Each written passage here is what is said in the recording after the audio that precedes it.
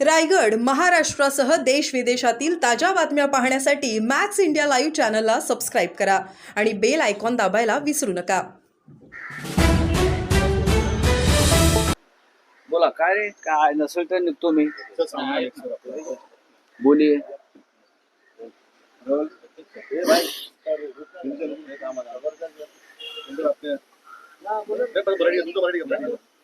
सामना में आज लेख लिखा हुआ है जिसका अपने लेफ्टिनेंट ये मोदी जी की ली हुई है. दूसरा पाकिस्तान बन 1947 के पहले जो हुआ था उस तरह का माहौल बना के रखा हुआ है. देश में जो माहौल है वो माहौल ठीक नहीं है. दिल्ली में दिल्ली की मुख्यमंत्री रेखा गुप्ता वो इफ्तार पार्टी में जा रही है. वो इफ्तार पार्टी में जाती है, इफ्तार पार्टी का आयोजन करती है. लेकिन महाराष्ट्र में बीजेपी के मंत्री इफ्तार पार्टी को विरोध कर रहे. ये कौन सी राजनीति, ये कौन सा ढोंग है? आपके मुख्यमंत्री दिल्ली में इफ्तार पार्टी का आयोजन भी करते हैं और इफ्तार पार्टी में शरीक भी होते हैं.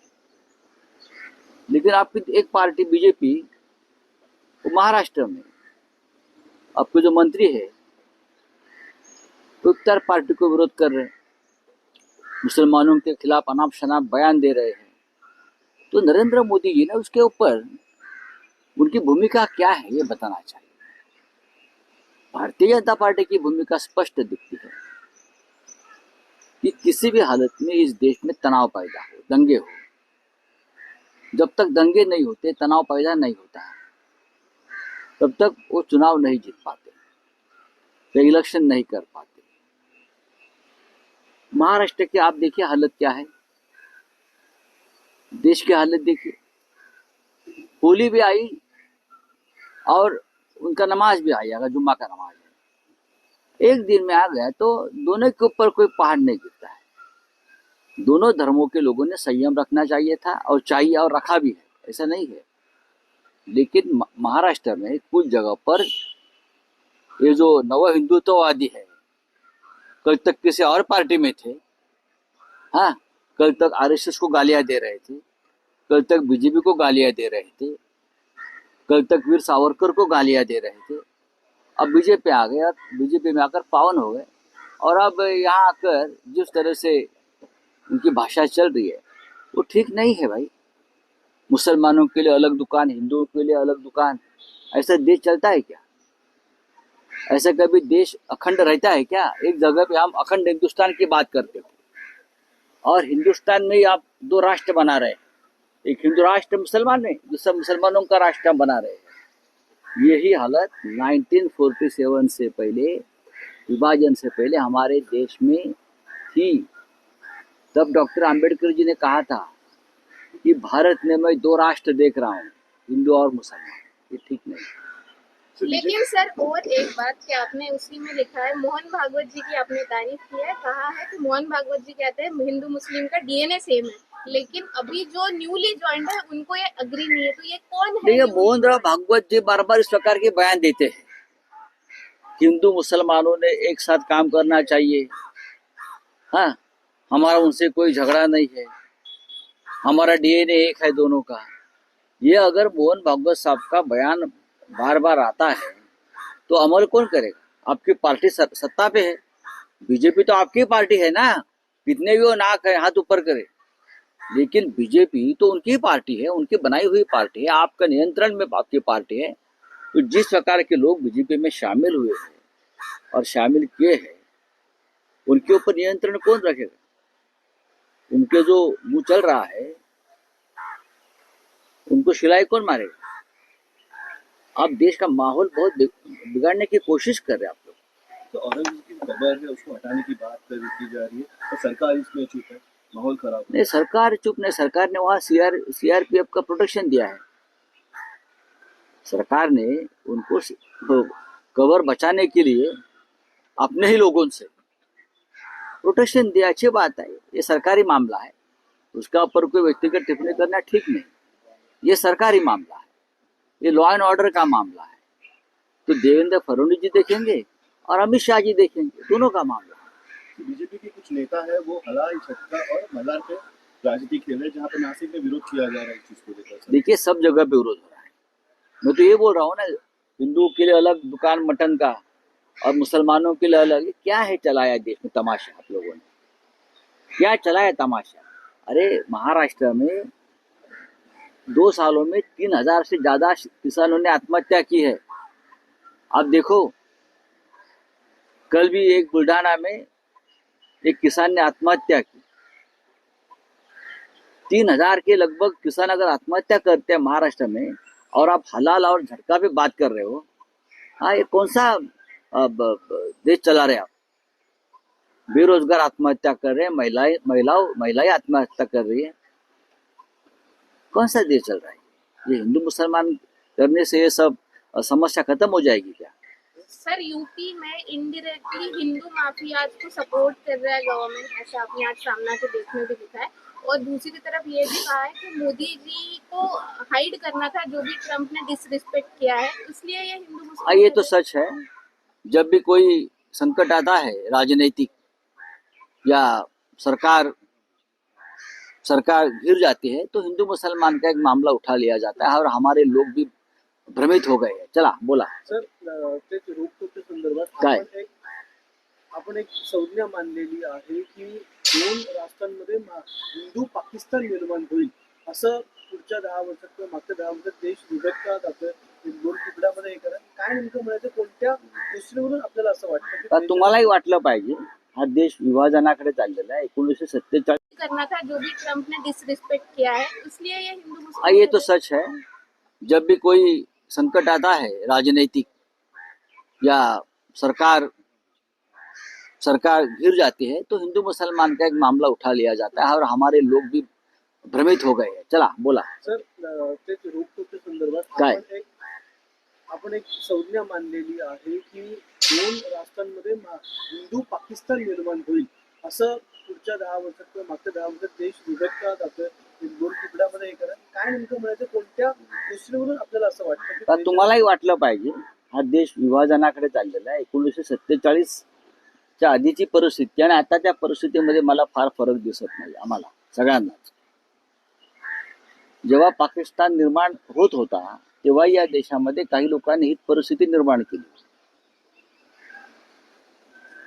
दुसरी महत्वाची गोष्ट अशी आहे, तेव्हा पंडित नेहरू म्हणाले होते, जेव्हा देश फाळणी झाली आणि धर्माच्या आधारावर पाकिस्तान निर्माण झाला, तेव्हा पंडित नेहरूंचं म्हणणं होतं की भारताचं मी हिंदू पाकिस्तान होऊ देणार नाही। म्हणजे धर्मांध लोकांच्या हातामध्ये कोणी असतील, हिंदू किंवा मुसलमान, हा देश मी जाऊ देणार नाही। आज दुर्दैवानं हा देश त्याच प्रकारच्या लोकांच्या हातामध्ये गेलेला आहे। बजरंग दल असेल, विश्व हिंदू परिषद असेल, राष्ट्रीय स्वयंसेवक संघ असेल, यांचं स्वतःवरचं नियंत्रण संपलेलं आहे आणि यांना फक्त दंगली घडवणं, मशिदींवर हल्ले करणं, हिंदू तरुणांची डोके भडकवणं, या महाराष्ट्रामध्ये 3,000च्या आसपास आत्महत्या गेल्या काही काळात झालेल्या शेतकऱ्यांच्या। याच्यावरती आतापर्यंत राष्ट्रीय स्वयंसेवक संघाने आता एकदा तरी आपली भूमिका व्यक्त केली आहे का? बजरंग दल असेल, विश्व हिंदू परिषद असेल, ही शेतकरी जे मेले ते हिंदू नाही आहेत का? महाराष्ट्रासारख्या प्रगत राज्यामध्ये, कृषी प्रधान राज्यामध्ये 3,000च्या आसपास शेतकरी आत्महत्या करतात आणि या देशावर राज्य करू करणारे आमचे राष्ट्रीय स्वयंसेवक संघाचे प्रमुख लोक, ज्यांना देशाचं नाव बदलायचं आहे, धार्मिक अधिष्ठानं करायची आहेत, किंवा बजरंग दलाचे कार्यकर्ते असतील त्यांना जे भडकवलं जात आहे, किंवा इतर काही संघटना आहेत, शेतकऱ्यांच्या आत्महत्यावरती आमचे सरसंघचालक मोहनराव भागवत यांनी कधी बोलला ते तुम्हाला दिसतंय का? बेरोजगारीवरती कधी बोलल्यात? महागाईवर कधी बोलल्यात? शिवसेना हिंदुत्ववादी संघटना आहे, पक्ष आहे। आम्ही शेतकऱ्यांच्या आत्महत्या, महागाई, बेरोजगारी हा सुद्धा विषय घेऊन राजकारणामध्ये आहोत। आम्ही लोकांच्या पोटावर आधी बोलतो, पोटात अन्न नाही आणि हिंदुत्ववाद करत बसलेला आहात तुम्ही. आणि तू अशा प्रकारचा महाराष्ट्र हा पेटवायला निघाल्यात काही लोक. अशानं या राज्याची राख रांगोळी होईल. हे राज्य नष्ट होईल छत्रपती शिवाजी महाराजांचं आणि बाळासाहेब ठाकरेंचं. हे राज्य नष्ट व्हावं असं काही लोकांना सुपारी देऊन भाजपमध्ये पाठवले का? ते कालपर्यंत वीर सावरकरांना शिव्या घालत होते, कालपर्यंत राष्ट्रीय स्वयंसेवक संघाला हापचड्डीवाले म्हणत होते, देवेंद्र फडणवीस नरेंद्र मोदींना शिव्या घालत होते. ते आज आम्हाला हिंदुत्व शिकवतायत. आणि हिंदू मुसलमान याला दुकान वेगळं मटणाचं, त्याला दुकान मटणाचं वेगळं. देवेंद्र फडणवीस हे जर संवेदनशील मुख्यमंत्री असतील तर ते हे सहन कसं करतात? सरसंघ चालक यांना राष्ट्राची खरोखर चिंता असेल तर हे सहन कसं करतात? अशा प्रकारचे हलाल आणि झटके कारण नसताना ते सहन कसे करतात? याच्यामुळे हिंदुत्वाला झटका बसणार आहे. महत्त्वाचा प्रश्न, जसं देशामध्ये हिंदू मुस्लिम वादावर तसं महाराष्ट्रामध्ये गेल्या 3 ते 4 दिवसांपासून औरंगजेबाच्या कबरीचं राजकारण सुरू आहे. आणि अशी धमकी देखील काल इशारा देखील दिलेला आहे विश्व हिंदू परिषदेने की जर ही कबर हटवली नाही महाराष्ट्रातून तर आम्ही बाबरीची पुनरावृत्ती करू. याने कुठे केली बाबरीची पुनरावृत्ती? याने केली.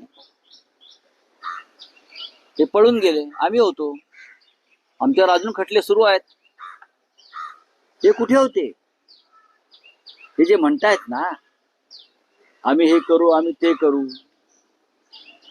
400 वर्षापूर्वीची कबर खोदायला निघालेली आहे. म्हणून तर म्हणतोय ना की 3000 शेतकऱ्यांच्या कबरी चिता जळाल्यात, त्याच्यावर बोला. या महाराष्ट्रामध्ये 400 वर्षापूर्वीची कबर खोदायला निघालेली आहे. म्हणून तर म्हणतोय ना की 3000 शेतकऱ्यांच्या कबरी चिता जळाल्यात, त्याच्यावर बोला. या महाराष्ट्रामध्ये 3000 शेतकऱ्यांच्या चिता आत्महत्या केल्या त्यांनी, आत्महत्या. त्याच्यावरती कोणाला संवेदना नाहीत? या 3000 शेतकऱ्यांना काय औरंगजेब कबरीतनं उठला आणि आत्महत्या करायला लावली?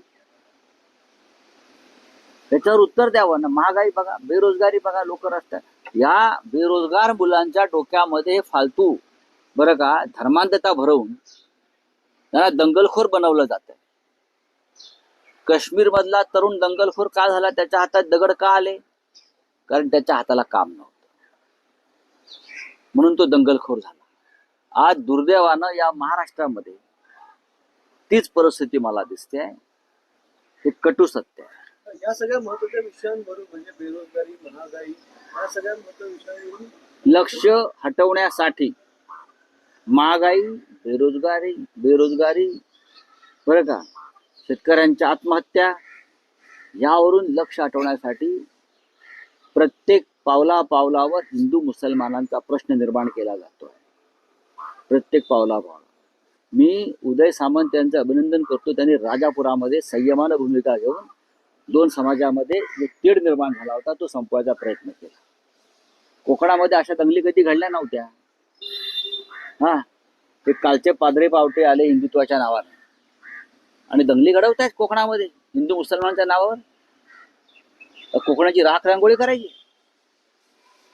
उदय सामंतांनी, मी आज वाचलं की त्यांनी एक संयमाची भूमिका घेतली राजापूर आणि रत्नागिरी भागामध्ये, आणि त्यांनी दोन्ही समाजामधला जो तेढ होता निर्माण केला काही लोकांनी, तो नष्ट केला. पण त्याच उदय सामंत ज्या पक्षाचे शिवसेना शिंदेगड त्याच गटाच्या खासदारांनी सगळ्यात पहिली ही मागणी केली होती. आणि नरेश मुस्के यांनी संसदेत मागणी केली की ही कबर जी आहे ती सुरक्षा काढून टाकावी, ती कबर हटवावी. नाही, ते दोन ग्रस्त आहेत, त्यांनी जावं. जसं आम्ही गेलो होतो अयोध्येत बाबरीसाठी, सगळे त्या काळात गेलो होतो ना, बाळासाहेब ठाकरेंचा आदेश होता, तसं त्यांनी जावं ना. त्यांच्या पक्षाचा जसा आदेश असेल तर त्यांनी पक्षाचा, म्हणजे त्यांचे पक्षप्रमुख जे आहेत अमित शहा, जर त्यांच्या पक्षप्रमुख अमित शहाचा आदेश असेल तर त्यांनी जावं, करावं. बघूया मग आंतरराष्ट्रीय स्तरावरती त्यांना प्रसिद्धी मिळेल. करावं ना, बोलतात कशाला? 400 वर्षापूर्वीच्या कबरी खणाला निघालेल्या आहे आणि महाराष्ट्राची कबर होताना दिसते, आम्हाला थडगं होताना दिसते या राज्यामध्ये. 3000 शेतकऱ्यांच्या आत्महत्या दिसत नाहीत त्यांना. चला सर, एक संजय शेट्टी अरे सोडा. सर, अमरावती आणि संभाजीनगर